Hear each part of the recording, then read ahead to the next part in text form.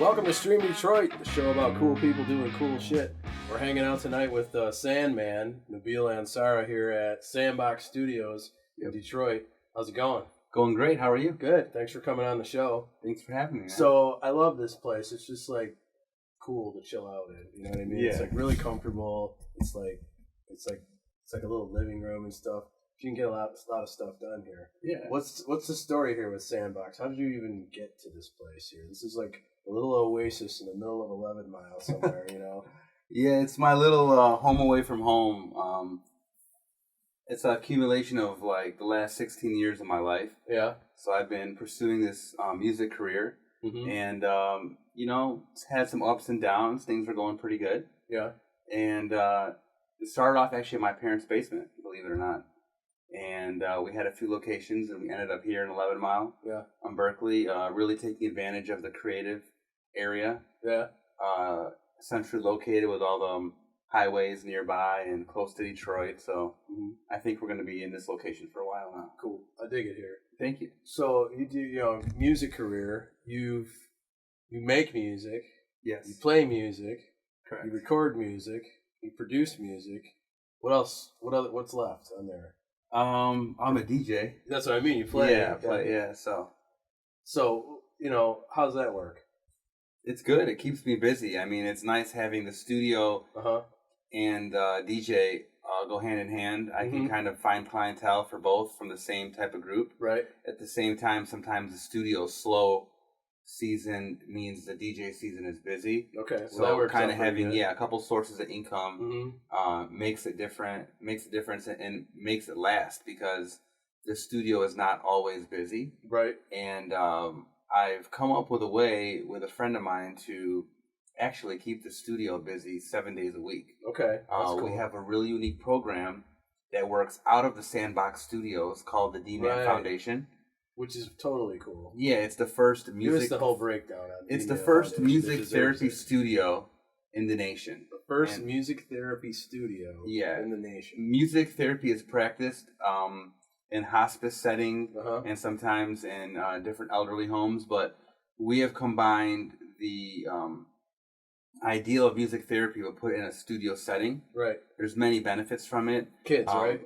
Actually, no, not kids. Anything, right? Okay. We have clientele from the age of 11 to 55. Okay. Yeah, so I didn't know that. That's cool. It's a full range of people. What do they do? They come in and they're like, what's come music in, therapy? Music therapy, I work with a music therapist every day who's a board certified therapist. They go to school for 4, 5, 6 years to become a music therapist. And we tag team them. What I mean by that is the client gets 2-on-1. Okay. So they get a music therapist and they get myself, who's an audio engineer. Okay. So music therapy is working on, music, but different music goals than creating a record. We're trying to work on cognitive goals, on eye-hand coordination. There's different angles, and we assess each client individually and give them individual care based on what they really need. Okay. Yeah, so sometimes if people want to make beats, we can teach them how to make beats on the drum machines. And it's cool because they light up with different colors and they don't realize it, but while they're trying to keep a beat, they're actually using eye-hand coordination. And you'll see, the changes of people it's getting fancy. it. Yeah, it's pretty the fancy sweet. One? That's the fancy one, yeah. It's literally called the machine. It's literally called the machine, yeah. It's a pretty piece of... So this all lights up and they can just...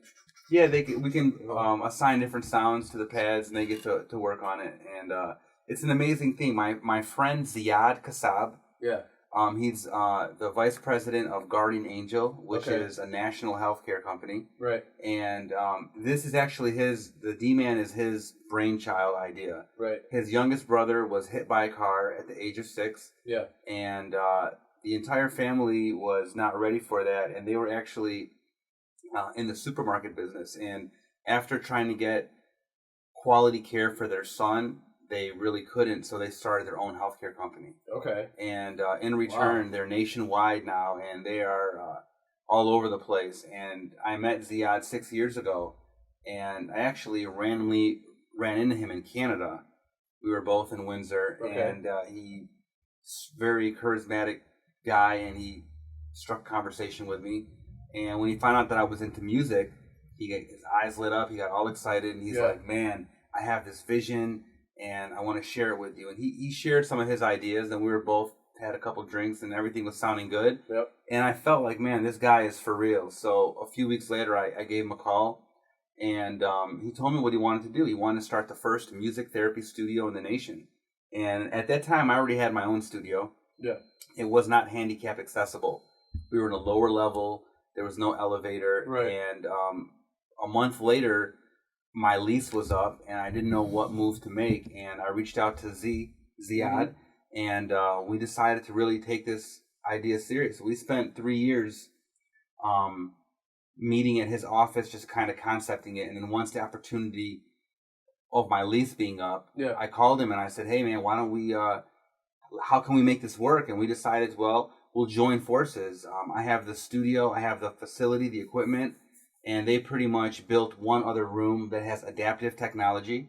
So their clients who are in wheelchairs, quadriplegics, can actually operate all of the programs by using sip and puff technology. Okay.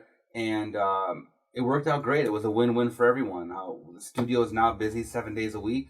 Yeah. And the D-Man runs on Monday, Wednesday, and Friday, 12 hours from 10 to 10. Wow. And we service 3 to 5 patients per day. And it's an amazing thing. We're changing lives every day. We have clients who are getting off of their medication. We have clients who are feeling better about life. They're excited. I have one guy. They probably have a lot of fun too with it. Oh, It's probably great for their self-confidence, for all kinds of stuff. They get to meet other people. They get to collaborate. Being a rock star. For sure. And all these people were involved in music prior to their accident. So music is a real big part of their life. They're not just like music. They were all very involved at some point, way or shape or form somehow. And now we're able to kind of help them get back on track.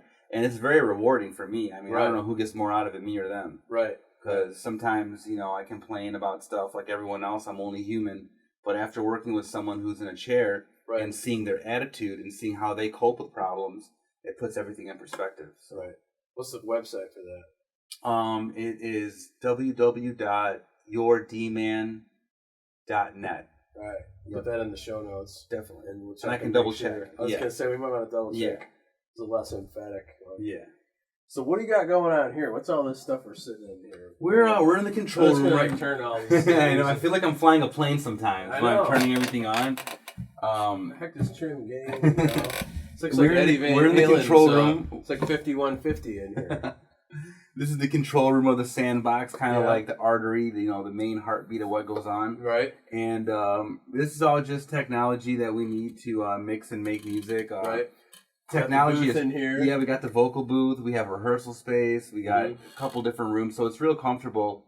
We're real big on one-on-one with our clients and just providing them with a professional, private atmosphere. Right. Before I had my own studio, I used to run other studios, and having a hip hop and rap background, the studio can be filled with goons all the time. Right. And that's not cool, because sometimes you're trying to record your music, you're trying to get in the zone, and you got other people just kind of hanging out, watching, not really constructing in the best way, and just people just walking around, like hanging out in the studio, like it's kind of like what you see on TV when it comes to the hip hop side of it. You know, it's not very professional. So when I had my own studio and built my own place, I knew what I wanted to do and what I didn't want to do. Right. And we're able to offer a very professional atmosphere with affordable rates. And when you're paying for time, it's just you. Yeah. Well, that's true. I mean, it's like closed, man. It's like, no one else is in here except for whoever's run the whole office. Like that's what I dig about it. It's like a little living room, conference room, dinner place, nice spread out, lounge, and you can work. Yeah. We have all kinds of people coming through here. We have some national recording artists who I've worked with in the past, who when they're in Detroit, they always come by and say hello. We have good relationships with a lot of the members of G Unit. Okay. So if they're in Detroit doing a show and they need to cut a song, and they like it too. They come here, it's private, no one's bothering them. They can do what they need to do and get their work done. Right. We have local artists coming in. One of my mentors who's been really helping me out and helping us produce a lot of stuff is Mr. Tony Green. Yep. He's bass player for the Dramatics, bass player for Dr. Dre, Funkadelics, very seasoned musician, and him and I have been working closely together for the last few years. Even though I've known him for the last 8, the last couple years we've been working a lot together. And he actually brought an artist by here a year and a half ago by the name of Easy the God, who's originally from Brooklyn, New York. Awesome artist, great personality, great lyrics, and I think he's going to change the game. And I'm investing a lot of time and energy into him. He's just a great artist, and he's very motivated and very positive. Right. And we share a lot of the same understandings on how things should be done. And it's great. And Tony's like our big brother. He's always there to guide us and help steer us in the right direction. And he's the brains of the operation. We're actually in the process of assembling an all-female band for Easy. An all-female band for Easy? It's sexy. What's that going to be like? Tell me all about that. That's going to be sweet, man. Tonight was actually their first rehearsal. Okay. So how many people are in this band? I think 5 people. We got a 5-piece all-girl band. Yeah, drummer, Who came up with that idea?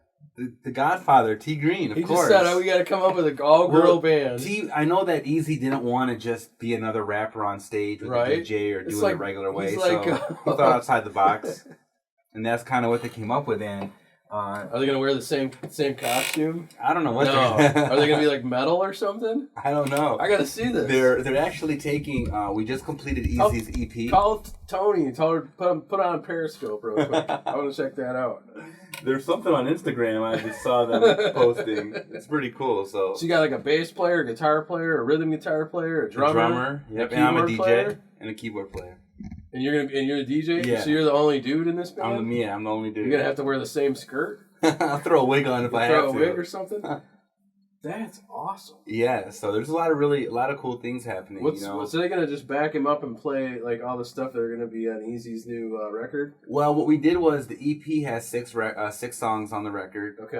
And what we did was 3 of them we gave to the band, and then the other 3 I'll do with him. So we have options based on the venue, how we want to do it. Right. So how does Tony Green find a girl bass player and just go, all right, you're the one? Well, I think he knows a lot of musicians, and he knows the right ones. Are they gonna play a show with this? Yeah. Where's that gonna be at? Because I gotta go to that show. The Black Lotus, I think. No way! Yeah, at the Black Lotus? Yeah. We're working on doing a show there pretty soon. With the girls? With the girls. Right. He doesn't. We actually had a couple things set up for Easy to perform, and he was a little Jason reluctant. Womack know that he's going to have this hot band in the Black Lotus yet? I don't think so. No? No. All right, well, here he is. You know it now. Cat's out the bag. That's awesome. That's cool because I can just walk across the street. Yeah. And go hang out at Black Lotus. It's 2 miles. Yeah, I know. It's perfect. My office is across the street. I'm excited about that because I'm looking for another way to stay local and stay close to home. Right. And, how are you gonna fit all those people in Black Lotus? That's a big band. They took the spot next door. Oh, so it's in the golf place? It's in the golf place. Yeah, they built a bar and. Do you know when this show is? No, not yet. Not it was the first rehearsals as we speak. Oh, okay, all right. So, but I'll let you know. It'll be soon. I can tell right now. It's gonna be blowing up. There's gonna have to shut the street down. There's gonna be searchlights. It's gonna be huge. Yeah, that's all we can hope for that. Right. That's cool. Yeah. So you come a long ways and. A few years here. Yeah. Where's this going to be in 10 years? What's the future of this music business here? You're connected to the whole entire universe right here from this little master plan station here. Yeah. What's the future look like? What are you gonna do? I'm just gonna keep doing what I'm doing. I have a lot of good opportunities every day that are coming up, and I'm just trying to take it one step at a time. But I know that.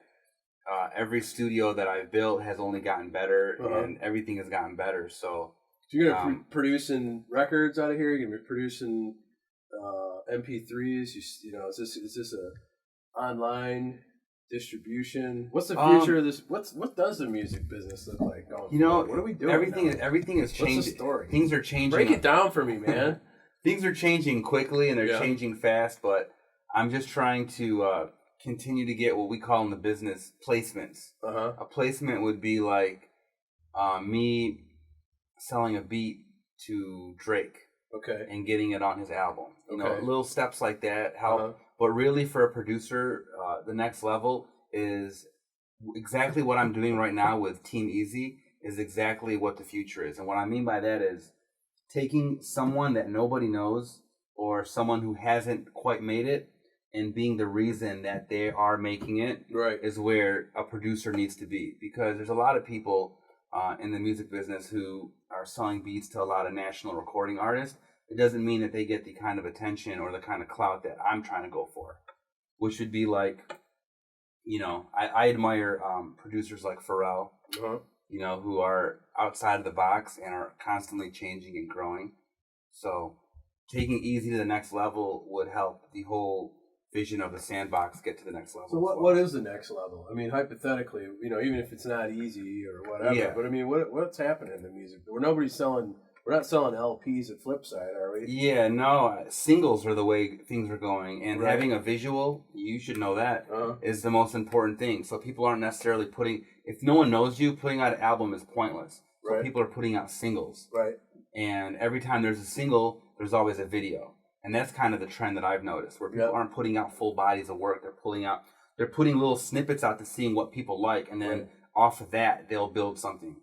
And we're kind of doing that with Easy as well. We're not releasing trying the to whole get album. traction with a little bit. It's almost like lean startup methodology. You're trying to put out little bits and pieces. Yeah, and seeing what hits. And then if that works, then we'll do more of that. And then trying to build his network around that via Twitter, via Sue, TSU.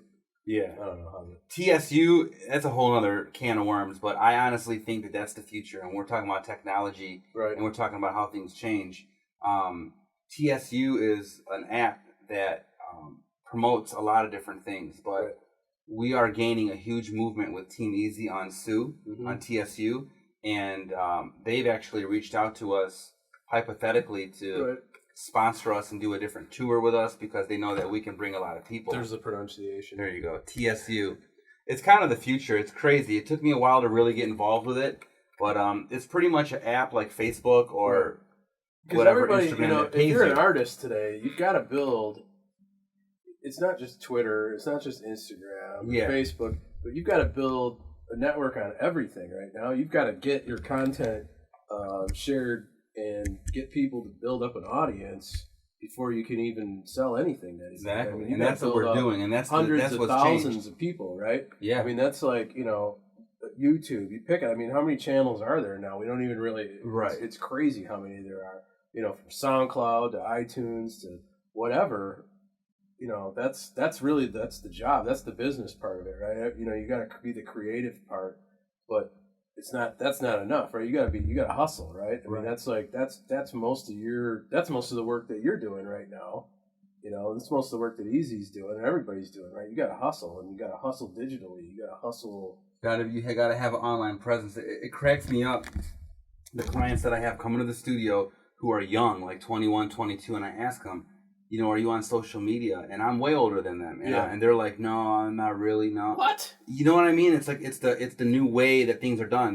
No one's going to know who you are. Right. They're like, oh, they post a picture once a month of them in the studio. Right. That's not the way it works. When you're building a fan base, they want to be part of your everyday. Right. What is Sandman doing today? Oh, he's with this guy. Oh, he's doing this. He's there. Right. And that's how you build a fan base. And, you know, people that don't want to do that are going to get ran over. Every single day. Every day. I mean, you're a business, right? I mean, every business that's out there right now is putting out content. Every day. Whole teams of people doing it, putting stuff out. If you're not hustling right now, what are you doing? Yeah. If you're not pushing that content out there and putting those pictures out there and putting all that stuff on and joining, you know, brand new. I hadn't even heard of that before. It's the future. We're gonna be right here blowing up on there right now. Yeah, we are. And this right here, Sue is going to take us to where we want to go. It's a vehicle.